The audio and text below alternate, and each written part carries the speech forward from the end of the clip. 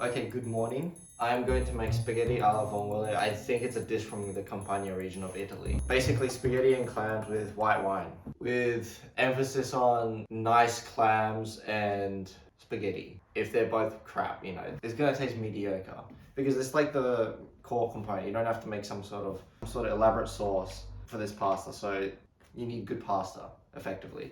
I'll explain why later.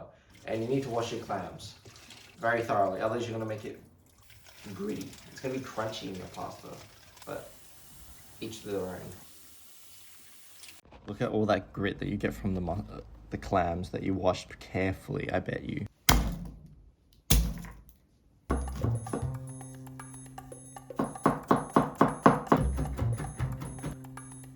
Chop the parsley, copy me.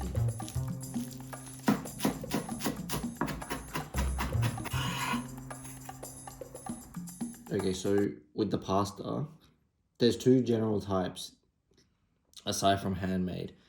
You have nylon dye extruded pasta and you have bronze dye extruded pasta. The nylon dye is generally cheaper to produce. It's darker in color and it looks slippery and it's shiny and it kind of is slippery.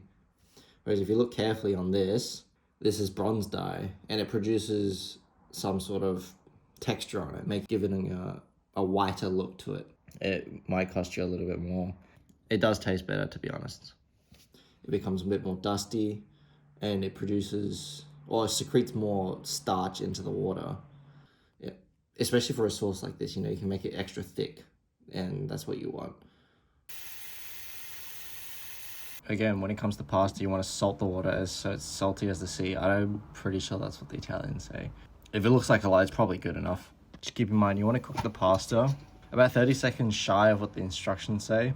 Although, to be honest, some of the nicer pastas probably have times already written that are ideal to create an al dente pasta. You want about 4 or 5, couple of cloves of garlic. You can cut it up to nice thin slices or tiny fine bits. Now, obviously, whilst you don't burn the garlic, I had to move the pan out of the heat. You want to stir the pasta so that it doesn't stick to each other and you don't want it to stick to the bottom of the pan. Afterwards, you want to add your clams in. You're gonna stir it up just a little bit, get all the garlic and stuff off the pan, then pour some wine in, about half a cup per person, so about a whole cup. It's just a rough estimate. Put the lid on and let it steam in the wine. The clams only take like 2 to 3 minutes to cook, not very long at all. Oh, you can kind of see them a little pop, it makes a nice indicator that it's cooked. I mean, look at that, look how starchy that water is. It's all white and milky colored. You want that to make the sauce. So collect it, probably like a cup's worth.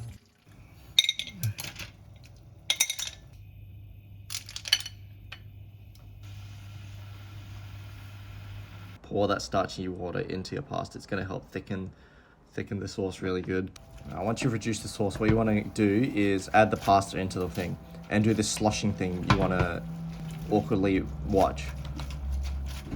Whilst you're watching, the point of it is it emulsifies the sauce. It kind of blends the starchy water with the olive oil. Now lastly, finish it with parsley. And once you finish with parsley, you can slosh it a bit more. After you've done that, add the clams back in.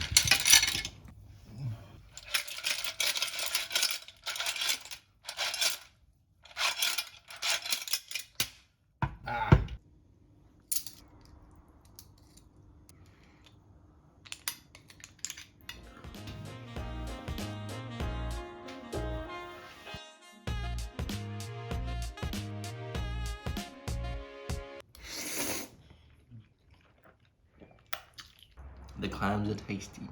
It's very light, even though it's quite starchy. Just a bit too spicy. Every time I do this, despite how little I put in, it somehow extracts all the spice possible. So if you're using dry chili flakes, use sparing amounts. Very delicious.